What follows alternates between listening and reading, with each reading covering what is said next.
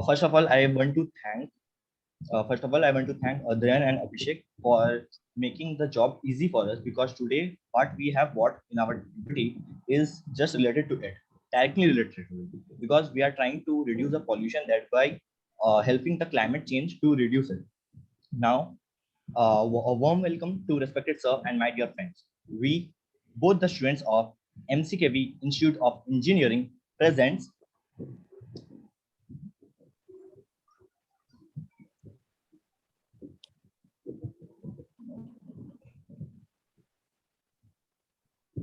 Mega City Eco Green Cooling Project. So as its name suggests, it talks about the measures which should be taken in an eco-friendly manner to curb the heat produced in a densely populated urban city. This project is made under the guidance of Mr. Somajit Ghurai by me and my friend Ayush Mandal. Wow. I would like to thank myself for his guidance in this project, and also my friend Ayush, who gave his continuous project support to execute this project in time.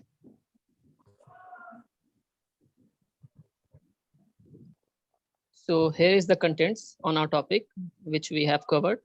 What is urban heat island effect, what causes it, and what we can do to mitigate the problems like district cooling system, vegetation, and their overall measures effect, and then advantages and disadvantages.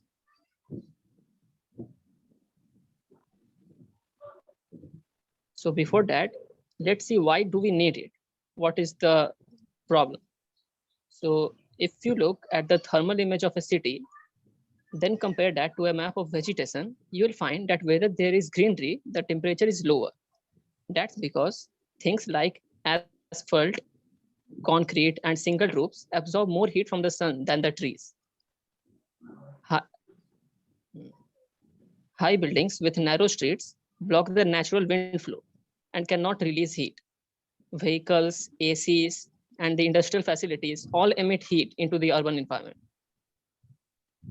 These are the images. These are the few thermal images which are showing the rising temperature, due to which individual usage of air conditioners also increases due to electricity demand.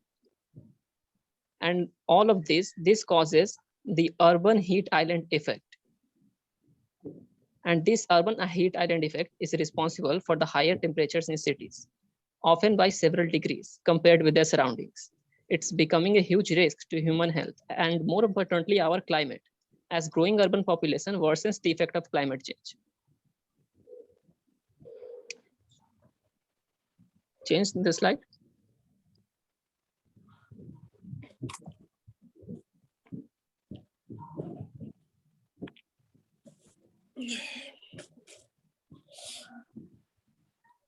Hello, Ayush. Yeah, I have changed it already. Oh, yes. So what we have here, so what we can do to mitigate these problems, this urban heat island effect. I'm not seeing the next slide. I just due to lag in network. I've already changed it. Yes. The network is lagging. Network is very slow. So the number one is the underground district cooling system. So in spite of having air conditioners or coolers in each individual building, which costs a lot of energy, water, and money, district cooling system uses a large underground centralized cooling system, which provides cold water to the nearby buildings.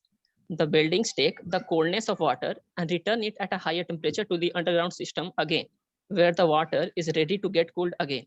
In this way, district cooling systems save a lot of energy and water. Next one is number 2 is vegetation. Now, vegetation is the most common measure to curb urban heat island effect because it absorbs less amount of heat from the sun. Also, trees provide shading effect, acting like a canopy layer, and it also minimizes the heat gain from solar radiation. They also cool the surrounding environment, like through the pores called stomata in the leaves. Plants take in carbon dioxide from the atmosphere that they use for photosynthesis. They then give off water through the stomata in a process called transpiration, which cools the plant just as sweat cools us humans. Then this transpiration then cools the surrounding air. And vegetation can also go up to the facades of the building, which blocks the heat to enter into the buildings. So all these things contributes that it is obvious to increase vegetation around us. And again, and the number 3 is urban geometry. So in the cities, high buildings with narrow streets block the natural wind flow. Also in the congested areas, window oversits on the buildings trap the heat and block the wind flow. As a result, buildings get heated. By removing the window sets, natural wind will flow freely. That means we must make the areas clear so that wind can move through it. That can be attained by widening the streets, keeping the variation between the building heights and the open area at the road junction so that air can move through freely in all the directions. The number 4. It doesn't change its slide. Number 4 is water bodies. So water bodies can also act as a good thermal buffer to improve overheated building environments. The effect of water is directly related to its surface temperature, which doesn't increase as much as the rest of the urban area. So a good thermal buffer, water reservoir, it can be considered as a cool sink. Also, water evaporates and increases the humidity of the air. In a dry climate area, this can have a positive impact on the local thermal comfort. Ponds and fountains at different places will also improve significantly the surrounding temperatures. Then the next slide.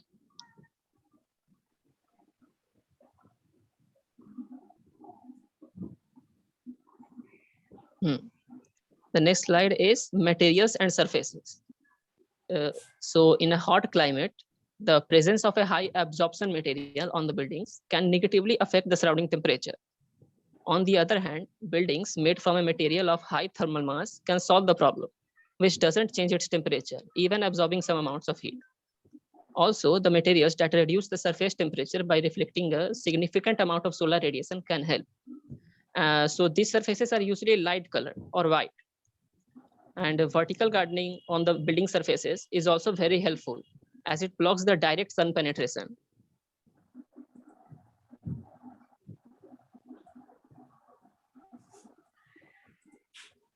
The next point is the transport.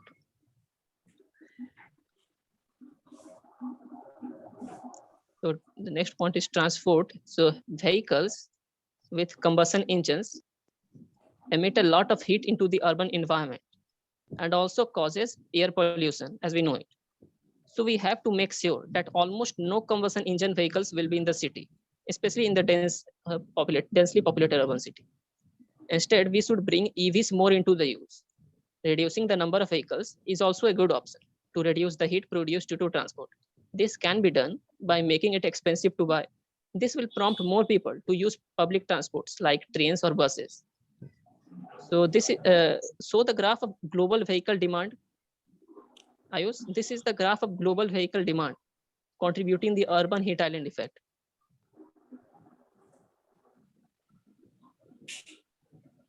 And the next slide is the rooftop with solar panels. So as we have discussed so far, the urban heat island effect has an immediate effect on the energy consumption for cooling these buildings. So energy production here increases. So we have to make sure that this energy production will be outside of the city and we bring only clean electricity. And so also we can produce clean electricity directly through the use of solar panels onto the buildings. By doing so, we will be generating 20% electricity demand for an entire city. The next slide is the self-cooling building. Now this is the interesting one. Here we have a termite mound, which can reach up to 30 feet. Now you must be wondering how this termite mound can be a self-cooling building. So for that, we have to get inside of it. So although this termite mound looks solid from outside, but it is covered in tiny holes very tiny holes that allow air to pass through freely. So like a giant lung, air enters and leaves. As a result, underground temperature remains lower than the surface temperature. And this termite ventilation inspired architect Mick Pierce to use biomimicry to design a building. And biomimicry means imitating the designs or processes that found in nature to solve human problems. So, and this was his creation, the Eastgate Center.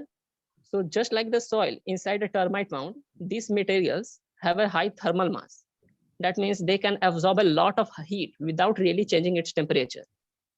The exterior of the building is prickly like a cactus. That means we are increasing the amount of surface area. So by increasing the amount of surface area, heat loss is improved at night, while heat gain is reduced during the day. And inside the building, again, a low power fans pull in cool night air from outside and disperse it throughout the floors. The concrete blocks then absorb the cold, insulating the building and then chilling the circulating air throughout the floors. So when the morning comes and temperatures rise, this warm air is vented up through the ceiling and released by the chimneys. Due to this, temperatures stay at 28 degrees Celsius during the day and 14 degrees Celsius at night. As a result, it uses 35% less energy than the similar buildings. So the next slide is, the next topic is about the chillers. So what it is, what are the chillers and how it can be used as a district cooling system will be explained by my friend Ayush. So Ayush, go ahead. Yeah. Thanks, Okay. Shrikant, for describing your part in a storyline fashion. Why we need and then what we have. Now, since he described all 8 strategies to mitigate the problems, I would be humble enough to describe you in details about the district cooling system, which he explained in the first point. Since district cooling system is a huge one, so we have took the example of a building to explain you the basics. Here, there is a building which has 3 parts. The down one, the number 1 is a chiller, and the second one is the air handling unit, shortly known as AHU, and the third one is known as cooling tower. Now, this is a video where you will see the overall flow of water in both the sections. Actually, there are 3 loops in it. From the chiller, the cold water goes up in the air handling unit. This is the first loop. And the second loop, which is at the back of it, is the water which is flowing from the condenser to the cooling tower and then returning back. Now, this will be explained by me in the next slides. Before we go there, let's see into it. This is the chiller, which you can see at the below. In the chiller, there are 3 cylinders. There are 2 cylinders. One is evaporator, which is flowing cold water, chilled water into the air handling unit and thus cooling the building. How it is doing, I will explain. See, if you see the chiller, there the blue color line or the blue dots showing the water flow. This water flowing from the going to the pump, and that pump just push it up to the air handling unit.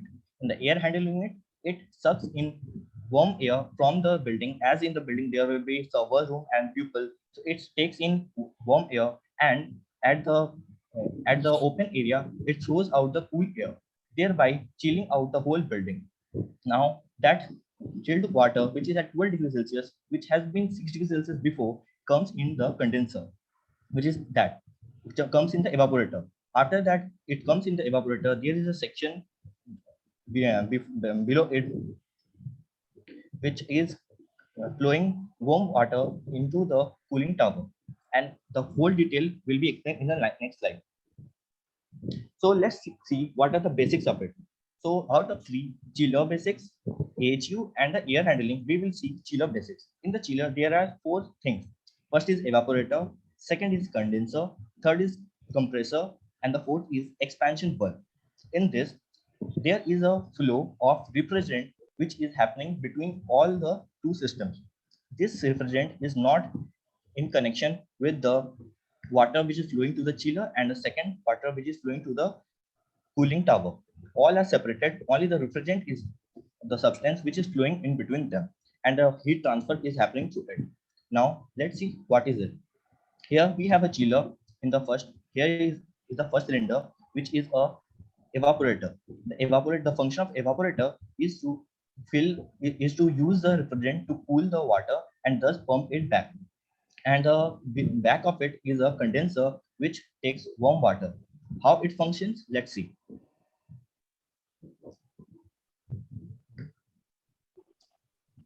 Basically, this is a compressor. The function of the compressor is to pressurize the refrigerant so that it can be heated up and the heat can be transferred to the condenser. In the condenser, there is a water which is flowing at 27 degrees Celsius, which goes to the cooling tower, as you can see here.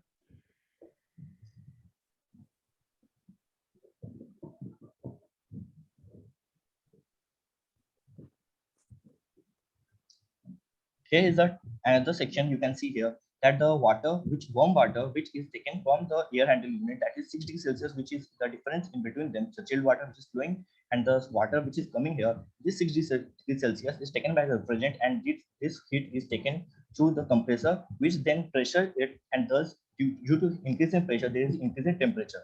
Due to these two things, this thing goes to the water flowing, which is to the water which is flowing into the cooling tower. In the cooling tower, the water which is coming at 27 degrees Celsius takes in the heat of the refrigerant, and thus it gets up to 30 degrees Celsius, which goes through the pump and to the cooling tower, and again it comes to 27 degrees Celsius. Now, what are its parts? I will show you here. Here is the pipes which you will see in the real world, where it is showing the chilled water flow, and this is showing chilled water return. In the original world, you will see this too in the factory. If you go, chilled water flow going up, this is going to the chillers and air handling unit. This is chilled water flow in, which is coming from the air handling unit, that is warm water which is coming into the chiller again to get chilled. This is the pump which is working continuously to pump the cold water to the air handling unit, as well as the opposite direction. If you see, it is pumping the water to the cooling tower. In real world, if you see, it looks like this. The white one is known as the evaporator, and the second one is known as condenser, and between them, the black machine which you can see. Is my cursor visible? Yes. Okay. Visible. If you can see here, we have a compressor which compresses the pressurized refrigerant and thus pushes into the condenser.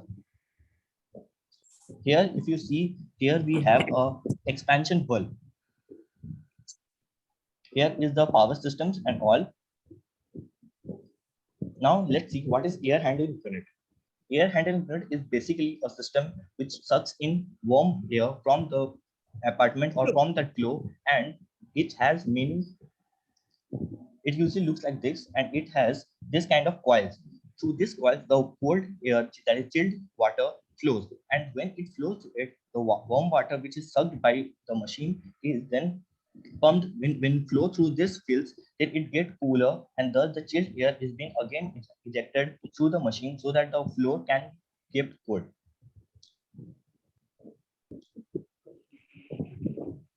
Now we have cooling tower. The cooling tower is the part which is situated at the above of the any building. Now let's see to the function of cooling towers. Cooling tower basically are machines which have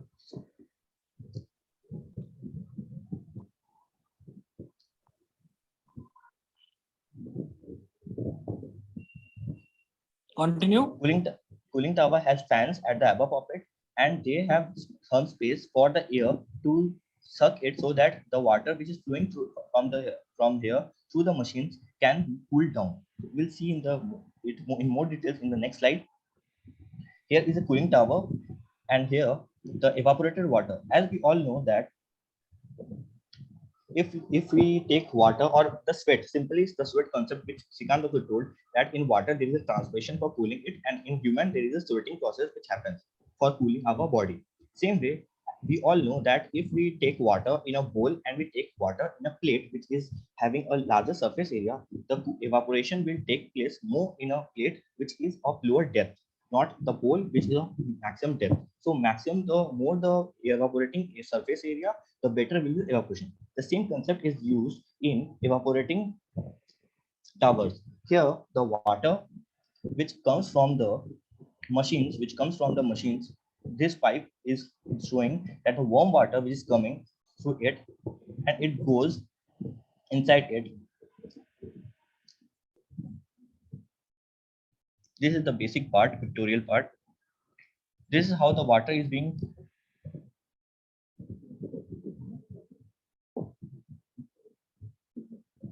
this is the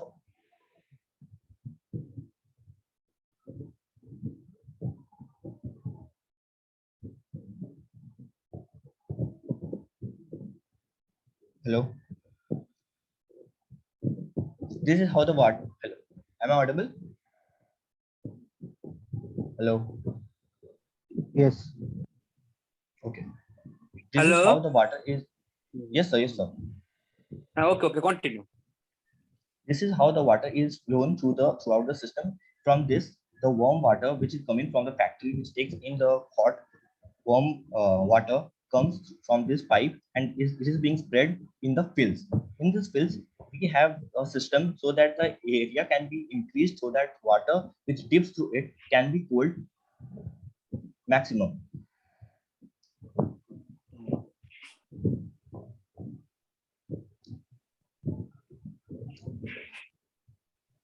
These are the fields which have been shown here. These are usually hexagonal structures which are made of, these are hexagonal structures through which the water is flown, so that water is spread. Usually, water is spread so that the area can be increased, and by this, the water slowly dips in as the warm water which is present above of it, and the cold water it comes down. How it happens? Because the water which is here, which is taken through the two sides of it, are used by this fan to suck in. This water throws the air up, and that air is taken from both of these sides. Due to this process, the air flows through these fields, and the water flowing through that, it takes the warm air, and thus evaporating effect happens.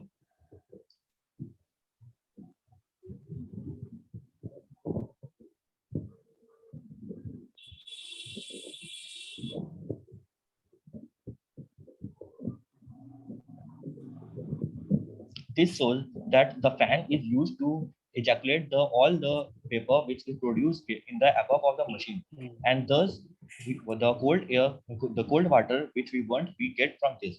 By this process, we apparently get a water temperature difference of about 7 degrees Celsius, and thus the same which we see in the chiller basic. So the required amount of water which we get from this is being used to again in the condenser to cool the refrigerant, to take the temperature of it, and then really make the refrigerant cooler, and thus the process continues. Okay. If you see in real life, this is how it looks. The cooling tower. This is the cooling tower Google image, Earth image, which we have taken from phone. That these are all the machines which you can see. These are all the cooling tower in the huge building. Now, basically, this all are what we have shown you. This all parts are used in a building, in a separate buildings. But by district cooling system, we are making a centralized one. This water, which is this whole system, is done in a huge scale, and thus by saving 40% of the electricity and removing 20% of the maximum cars and vehicles present now. And this will be having a huge implication in future. And this cold water is pumped through all these buildings and casino areas and shopping malls, and thus by saving earth as well as our air conditioner needs. These are few of the advantages which we want to show. Only due to vegetation, there is a 7 to 10% difference in between temperature between rural and urban.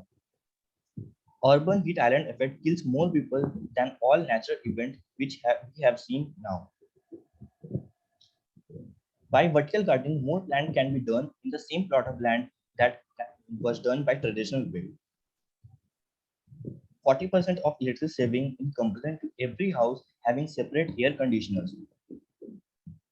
Researchers have found that this can have equally removing of 20 1,000 vehicles from the road. And thereby, if we did this thing in every city, we can have a huge implication in our future, and thus thereby we will having a secure future in coming scenarios.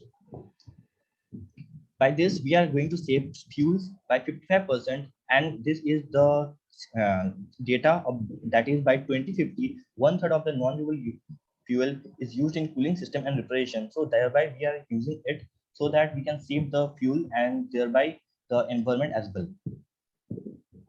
As the world gets more warmer, more need of air conditioner increases. Thus, the way help limit uses and emission, thereby climate change impact can be reduced.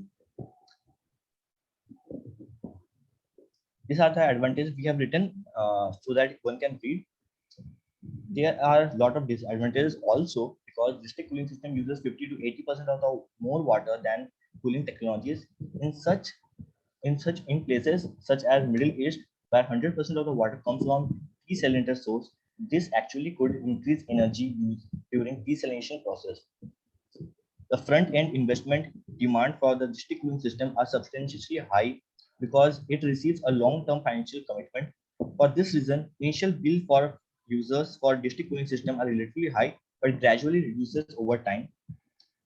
District cooling system is also appropriate in high dense urban areas to ensure cooling users bills in equally split and kept as at a minimum. Otherwise, if there are less people and receive the same amount of cooling, they would be have to pay higher prices. Infrastructure cannot be executed in few cities with water crisis and those away from river bodies.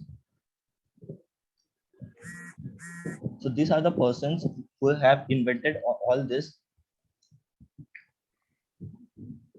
whom reference we have used in this PPT. These are the reference from where the data, the graph, all the things which we have taken have been used. We have specially used Google Earth Outreach, because it has many such facilities to read the environment related issues, what are the air quality and all, animal energy savings, everything you can get from there. It really helps one who is researching in this environment. And we can't deny the fact that our own website of ISRO, that is Bhuvan, has helped us to manage all the area related things which we have seen in the previous slides, which Shrikant described. So we also like to thank Bhuvan for this. And with this, stay safe, stay healthy. Thank you.